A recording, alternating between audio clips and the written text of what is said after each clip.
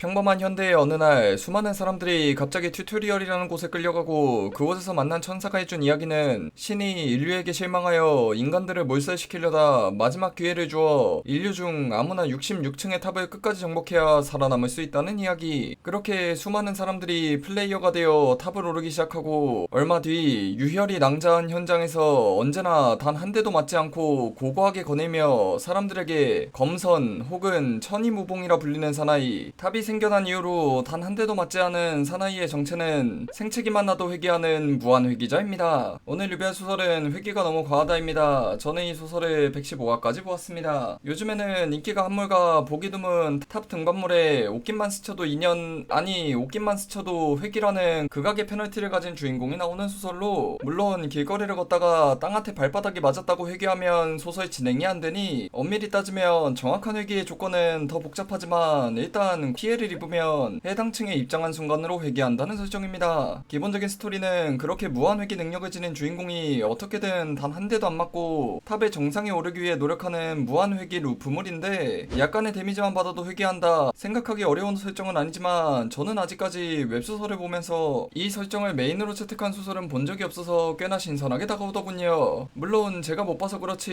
이런 비슷한 설정을 가진 소설은 찾아보면 또 있긴 하겠지만 흔하게 쓰이는 설정은 분명 아니죠. 초반부 분위기는 가벼운 분위기에서 개그 요소 많게 진행됩니다. 주인공 성격은 무한의 기물 주인공치고는 특이하게 꽤나 인간적이고 소시민적인 캐릭터인데 나름 끈기도 있는 편이고 착한 편이지만, 일반적인 무한의 기물 주인공은 대부분 광기에 젖어있어 나라면 절대 저렇게 못할 텐데라는 생각이 든 경우가 많아 이런 인간적인 면모가 강한 주인공은 또 신선하거든요. 거기에 이미 수백 번 회귀한 채 시작하는 소설도 아니고 완전 처음 첫 회귀부터 시작하는 소설이라 더더욱 인간적인 주인공이라 느껴지죠. 메인 스토리를 이야기해보면 소설 초반부 생채기만 입어도 무한회귀라는 설정 자체는 신선했지만 메인 스토리 라인이 너무 단순하고 직관적이란 느낌을 받았습니다. 개그 요소 많고 가볍게 킬링타임용으로는 좋긴 하지만 뭔가 집중해서 열심히 읽기에는 애매한 느낌이었죠. 그런데 뒤로 갈수록 소설이 점점 변화하는데 튜토리얼 마지막쯤 가서는 주인공의 감정선과 회귀에서 오는 상실감, 뻔했던 스토리라인에 색다름을 주는 소소한 반전과 클리셰를 부수는 전개가 나름 재밌더군요. 그리고 튜토리얼을 끝내고 나서는 현대와 탑이 연계되면서 진행되는데 세계관은 흔하지만 탄탄했고, 이 소설의 확실한 장점이자 특징 중 하나가 현실적인 엑스트라들의 반응입니다. 소설 설정이 현대까지는 현실 지구랑 똑같이 오다가 어느 날 탑이 생긴 설정이라 이 소설에 나오는 엑스트라들도 웹소설이든 웹툰이든 영화든 애니든 여러 창작물들을 통해 클리셰들을 접해봤고, 그래서 그 클리셰를 역으로 부수는 전개가 많습니다. 대표적으로 튜토리얼에 요정이 나오는데 요정한테 까부면 머리가 터질까봐 아무도 요정한테 안 대드는 이런 클리셰를 부수는 전개가 많죠. 그리고 그걸 또 역으로 이용해 부순 클리셰를 또 비틀어버리기도 하고요. 소설 전체적으로 개그 요소 많고 무한 회귀물이지만 가벼운 분위기에서 전개되는데 약간 아쉬운 부분은 자잘하게 개연성이 아쉬운 부분들이 존재하고 작가 편의적인 설정들도 꽤 있죠. 이렇다 보니 설정을 잘 잡고 여러가지 장점은 있지만 수작이라 말하긴 애매하다고 느끼면서 보고 있었는데, 이게 웬걸 소설 기준 탑 4층으로 진입하자 분위기가 상당히 변합니다. 그 전까지는 깊이 있는 내용이 약간씩 있었지만 결국 가벼운 분위기에서 재미있게 진행되는 게 메인이었는데, 여기서부터는 본격적으로 깊이 있는 스토리와 무한 회귀물에서 오는 인간 참가적 스토리, 그리고 주인공의 각성까지 소설이 전과는 완전히 다른 느낌으로 재미있어지더군요. 물론 여기서 재미있어진다는 말은 지극히 제 개인적인 취향이긴 하지만 4층 파트부터는 완전히 제 취향 저격한 전기가 나오더군요. 제가 예전부터 여러 번 이야기했지만 저는 주변 상황은 밝게 흘러가는데 주인공 혼자 고통받는 가짜 피페를 좋아하는데, 무한회귀하는 주인공이 정신적으로 고통받는 가짜 피페도 많고 단순히 나쁜 놈, 착한 놈, 이분법으로 나눌 수 없는 각자의 이해관계와 상황이 복합적으로 엮이는 스토리가 메인이 되어서 진행되니 정말 좋더군요. 사실 3층 파트가 끝나고 4층 파트에 진입하면서 작가의 말에서 4층은 작가님 개인적인 취향의 재미를 잔뜩 추구하시겠다 했는데 이게 정확히 제 취향적이더군요. 물론 그 전까지 분위기 가볍고 개그 요소 많은 전개를 좋아하시던 분들은 좀 안 맞을 수도 있는 게, 확실히 스토리가 깊이 있어진 만큼 개그 요소는 확 줄고 분위기도 어두워질 수밖에 없죠. 그래도 저 개인적으로 나중에 소설이 더 많이 나오면 꼭 이어서 보고 싶은 작품이었네요. 결론적으로 탁 등반물을 좋아하고 생채기만 입어도 획이라는 설정이 흥미롭다면 한번 봐볼 만한 소설이었습니다. 탑 등반물의 묘미 중 하나가 매 층마다 컨셉이 달라서 여러 장르의 느낌을 한 소설에서 받을 수 있다는 것도 있는데 이것도 잘 살렸더군요. 물론 불안점이라면 메인 스토리 진행 속도가 좀 느리긴 합니다. 오피셜로 탑 꼭대기가 66층인데 거기에 도달하기도 전에 작가님이 지쳐서 몇십 층씩 스킵 때리지 않을까 걱정되기도 하는데 이거는 작가님이 알아서 잘 하실 거라 믿어야겠죠. 마지막으로 히로인은 아직까지는 없으며 히로인이 될 가능성이 있는 역해라고 해봐야 한 명 정도라 전개 방식을 볼 때 하렘으로 갈 가능성은 거의 없는 것 같고 아마 노맨스 아니면 순애로 갈 듯한데 주인공 혼자서 긴 시간을 반복해야 하는 무한의 규모의 특성상 연애 요소가 많을 것 같지는 않네요. 아직까지는 노맨스로 진행되고 있습니다. 제가 매기는 회기가 너무 과하다의 평점은 세계관 2.5점, 스토리 전개 3점, 필력 2.5점, 주인공의 지능 2.5점, 악당 조연들의 지능 3.5점, 개그 요소 많음, 스토리 깊이, 무거움입니다. 리뷰 총평은 P1 주인공의 무한 회기 탑 등반물이란 설정이 흥미롭다면 꼭 한번 봐볼 만한 소설이었습니다.